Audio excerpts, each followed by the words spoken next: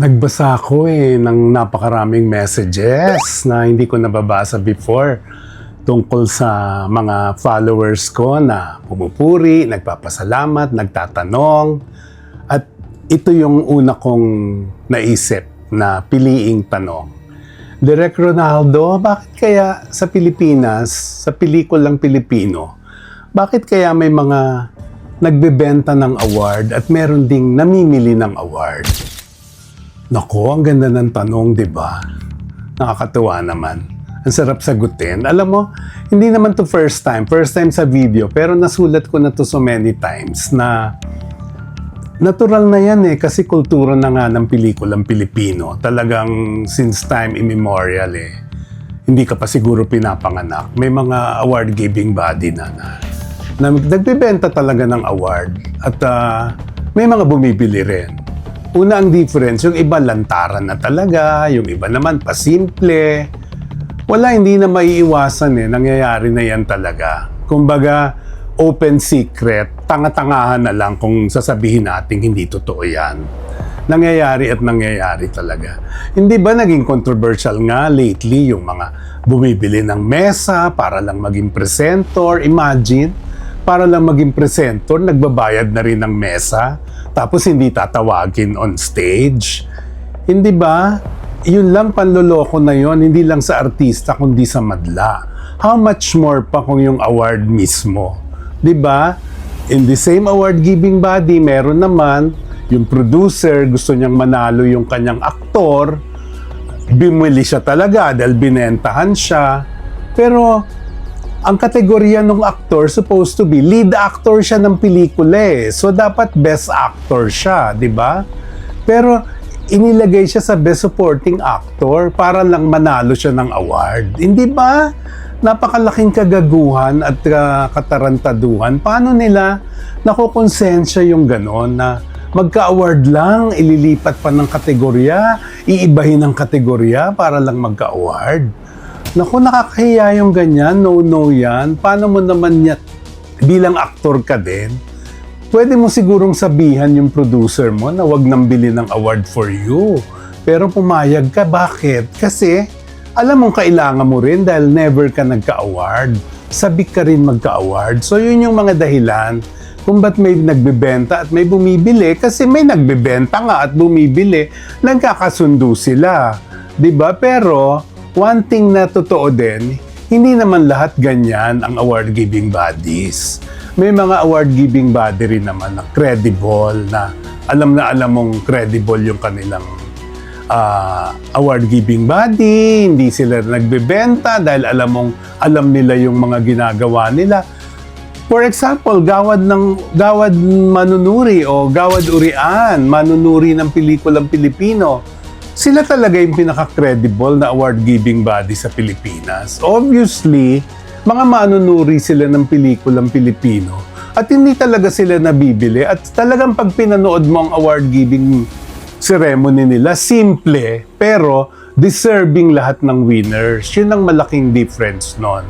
Na hindi lahat merong paring kahit papano natitirang matinong award-giving body sa Pilipinas na kahanga-hanga naman sa mga resulta ng kanilang award-giving, mga kanilang pinamimigay na award. So, iba yung ganon.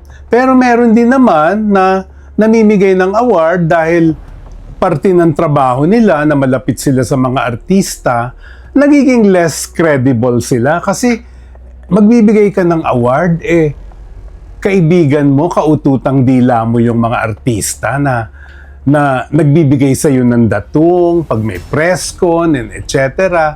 Tapos bibigyan nyo ng award kahit alam mong hindi naman talaga deserving. Nagiging questionable tuloy. Pero ganun talaga kalakaran na yan Hindi mo na maaalis. May namimili ng lantaran at garapalan, meron namang pasimple, meron namang hindi umaamin, pero hindi na question kung hindi umamin kasi alam naman na ng publiko rin yan, hindi lang taga-industry ang nakakaalam. Ngayon nga, ang dami-dami nang nagsusulputan pang award-giving body. Yung iba naman, hindi nagbebenta, pero mga award-giving body to sa mga sulok-sulok na malalayong probinsya, ng mga universidad sa probinsya.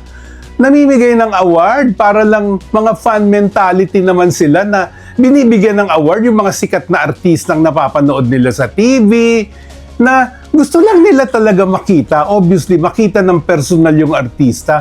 Kahit walang katuturan yung award, ibinibigay nila.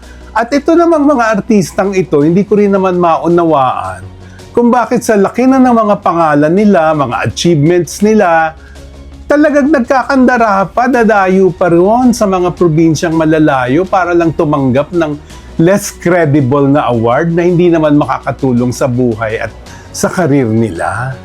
Di ba? Ang bottom line yan kasi, yung kasabikan na magkaroon ng karangalan, sabi nga nung psychologist kong friend nung nagkwentuhan kami, sabi niya, alam mo ang punot dulo, yung kung ba't may mga bumibili ng award, mga bata pa yan nung araw sila, mula sa kanununuan nila, hindi sila nakatanggap ng any recognition. Siguro nung bata sila, deprived sila, hindi sila pinuri sa kung ano mang ginagawa nila.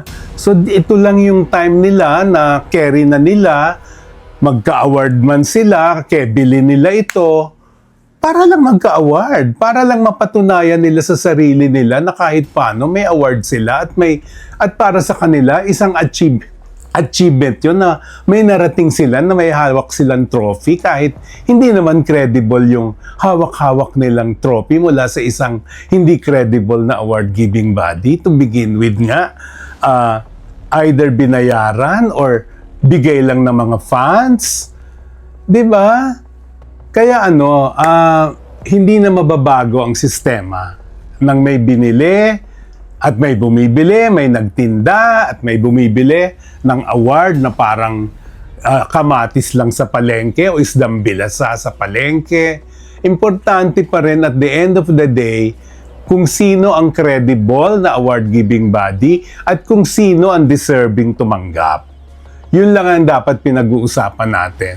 Hindi dapat ka bibili ng award dahil paano ka naman makakatulog sa gabi kung alam na alam mong binili mo yung award mo? Paano mo yan maipagmamalaki kung alam mo namang hindi ka deserving? Hindi ba?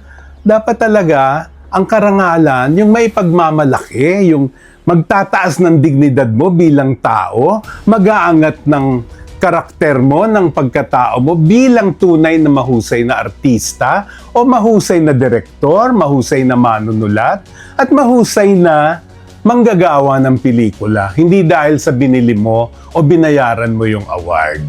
Kaya dapat din, sa totoo lang, kung pwede lang, kaya lang hindi naman ito mangyayari, dapat mawala na yung mga award-giving body na lantarang ibinibenta ang karangalan at meron din namang mga artista at mga taga-pelikulang bumibili talaga. Hindi magandang sistema, isang malaking kahihiyan para sa personal na pagkatao at para sa buong industriya ng paggawa ng pelikula. Tigilan nyo ang pagbebenta ng award, tigilan nyo rin ang pagbili. Hindi yan nakakatulong sa industriya at sa pagkatao nyo mismo. Mga wala kayong dignidad. Nako, hindi ba? Hindi ba? Sa totoo lang, direct kwentuhan, walang etchingan, katotohanan.